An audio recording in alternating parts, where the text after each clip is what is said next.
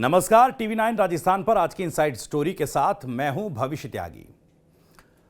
देश भर में जिस तरह से तमाम राजनीतिक दल 2024 की लोकसभा चुनाव की तैयारियों में जुटी हुई हैं, ठीक उस तरीके से राजस्थान की 25 सीटों पर भी तमाम राजनीतिक दलों ने अपनी अपनी तैयारियां करनी शुरू कर दी हैं, नट बोल्ट कसने शुरू कर दिए हैं।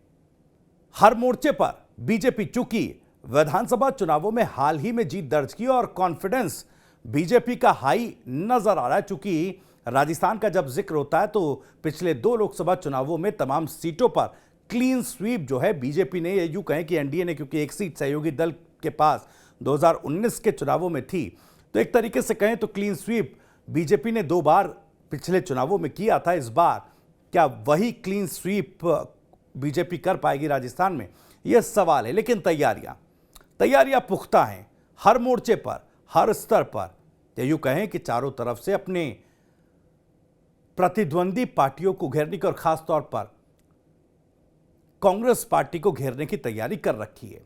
अब चूंकि राजस्थान में भी कांग्रेस, माफ कीजिएगा, बीजेपी की ही सरकार है, तो जाहिर तौर पर नए मुद्दों के साथ लोकसभा चुनावों में जाने की तैयारी जो है बीजेपी कर रही है। अब हाल ही में बीते दिन ईआरसीपी परियोजना, इसको लेकर राजस्थान सरकार और मध्य प्रदेश सरकार के बीच एमओयू साइन हो गए, राष्ट्रीय परियोजना बन गई है। अब इसको लेकर बीजेपी अपनी पीठ थपथपाती नजर आ रही है, और न केवल सरकार के स्तर पर बल्कि संगठन के स्तर पर भी, बीजेपी का संगठन हो या फिर बीजेपी की सरकार राजस्थान में, वो दोनों अपने अपने स्तर पर ईआरसीपी के इस मसले पर खूब बात कर रही है। अपनी सरकार की पीठ थपथपाने के साथ साथ कांग्रेस को कोसती भी नजर आ रही है कि आप देखिए किस तरीके से गहलोत सरकार में ईआरसीपी का जो मामला था वो अधर में लटका रहा, और जैसे ही डबल इंजन की सरकार प्रदेश में बनती है वैसे ही इस परियोजना को अमली जामा पहना दिया जाता है।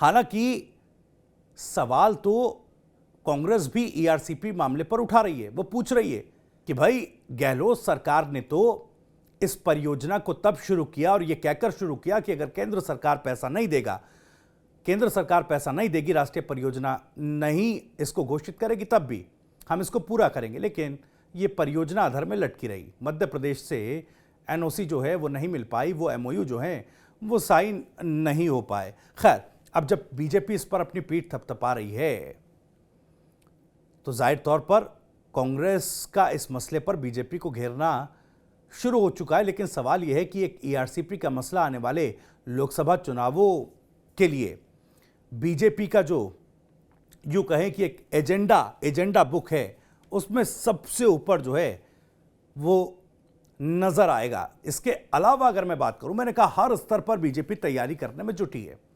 राजस्थान में हर सरकार पर, चाहे पूर्व की वसुंधरा सरकार रही हो और खास तौर पर पिछले 5 सालों में गहलोत सरकार पर महंगाई को लेकर सवाल उठते रहे। पूर्व की गहलोत सरकार ने महंगाई राहत शिविर कैंप भी लगाया, उसके बावजूद महंगाई को लेकर सवाल इसलिए खत्म नहीं हुए, और बीजेपी तब विपक्ष में रहते हुए लगातार गहलोत सरकार को टारगेट करती रही, क्योंकि राजस्थान में देश भर के मुकाबले सबसे महंगा पेट्रोल डीजल मिलता है। अब खबर यह आ रही है कि पेट्रोल डीजल को लेकर एक बड़ी राहत राजस्थान में प्रदेशवासियों को दी जा सकती है। इसके संकेत दिए दरअसल केंद्रीय राज्य मंत्री कैलाश चौधरी ने अपने एक संबोधन में कहा कि देखिए, जो राजस्थान में महंगा पेट्रोल डीजल मिलता है उसकी एक बड़ी वजह है टैक्स ज्यादा है, और ज्यादा टैक्स जो लगाया गया उसका लाभ उस तरीके से नहीं मिल पा रहा, बल्कि आम लोगों को इसका नुकसान हो रहा है। इसमें भी जल्द खुशखबरी मिलेगी, खुशखबरी मिलने की बात वो कह रहे हैं।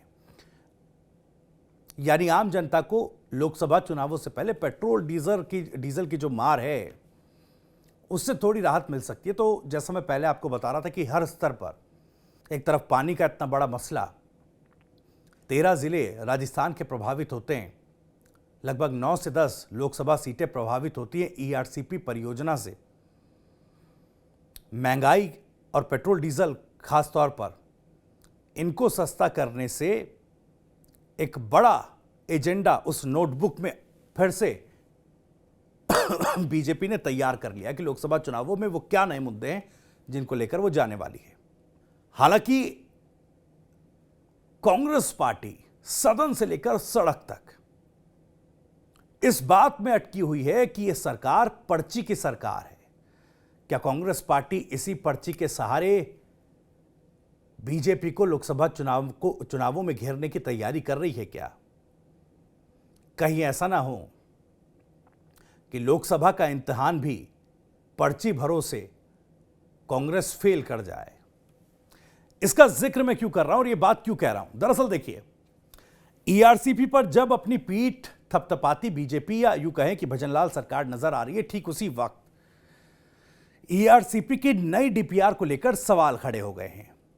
नई डीपीआर को लेकर सवाल क्या खड़े हो रहे हैं? कहा यह जा रहा है कि जो पहले पानी मिलता पुरानी डीपीआर के मुताबिक जो साल 2017 में तैयार की गई थी, उससे आधा ही पानी नई डीपीआर के मुताबिक राजस्थान को मिल पाएगा। यानी कि राजस्थान के हिस्से का पानी उसे नहीं मिलेगा जितना मिलना चाहिए था। यह बात कही है किसान नेता रामपाल जाट ने। उन्होंने कहा कि दो दिक्कतें हैं जो मौजूदा समय में नई डीपीआर तैयार की गई है ईआरसीपी परियोजना की। उसमें सबसे बड़ी बात तो यह कि 2017 में जो पुराना डीपीआर इसका तैयार किया गया था, उसके तहत 3410 मिलियन क्यूबिक मीटर पानी राजस्थान को मिलता, लेकिन अब नई डीपीआर के तहत 2464 मिलियन क्यूबिक मीटर पानी ही राजस्थान को मिल पाएगा। अब ईआरसीपी को लेकर इतना गंभीर आरोप जो है, या यूं कहें कि इतने गंभीर सवाल किसान नेता ने उठा दिए। उनका यह भी कहना है कि नई जो डीपीआर है उसके मुताबिक इस परियोजना को धरातल पर उतारने में और ज्यादा समय लग जाएगा। तो कहीं ऐसा ना हो कि 2024 के लोकसभा चुनावों के बाद यह परियोजना ठंडे बस्ते में चली जाए और लोकसभा चुनावों में जितना इसका जिक्र हो, लोकसभा चुनावों के बाद राजस्थान के किसान और राजस्थान के लोग बस राह तकते रह जाएं कि आखिर वो पानी, सिंचाई और पेयजल के लिए जो मिलना था, आखिर वो कहां अटक गया। अब इतने गंभीर सवाल उठ रहे हैं। अब नई डीपीआर, पुरानी डीपीआर में क्या कुछ प्रावधान किए गए हैं, उसको आकर भी हम किसी स्टोरी में आपको जरूर बताएंगे। लेकिन किसान नेता के इन गंभीर सवाल और इस तरह के जो राजस्थान के मुद्दे हैं, कांग्रेस पार्टी उनके इर्द गिर्द नजर नहीं आ रही है। चाहे सड़क की बात की जाए या फिर सदन की बात की जाए, कांग्रेस पार्टी का हर एक नेता सिर्फ भजनलाल सरकार को पर्ची की सरकार कहकर कोसने में लगा है। अब हालांकि आज विधानसभा का सत्र था, 16वीं विधानसभा का पहला सत्र चल रहा है और आज कार्रवाई जब हुई तो मंत्रियों के ठीक तरह से जवाब न दे पाने के मामले को लेकर कांग्रेस ने खूब हंगामा किया विपक्ष के तौर पर। अब मंत्री जी ठीक तरह से जवाब नहीं दे पा रहे थे तो पर्ची में लिखकर अधिकारी जो हैं मंत्री जी तक जवाब पहुंचा पा रहे थे। कांग्रेस पार्टी ने, या यूं कहें कि विपक्ष के नेता ने, इसको भी मुद्दा बनाया और कह दिया कि देखिए किस तरीके से सरकार पर्ची से चलती है।